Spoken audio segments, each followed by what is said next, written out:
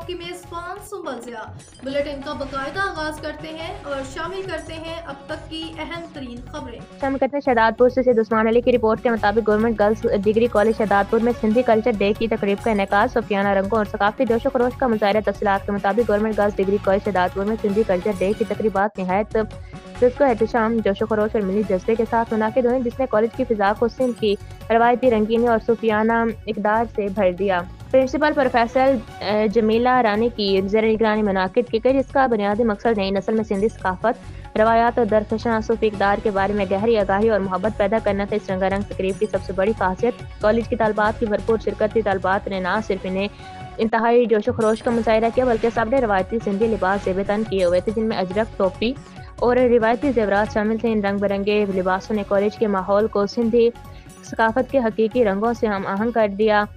Culture day کی مرکزی تقریب میں طالبات نے مختلف ثقافتی آئٹمز اور مزاحیہ پرفارمنس پیش کی۔ تقریب کا ایک اہم حصہ سندھ میں تصوف کی بھرپور نمائندگی تھی۔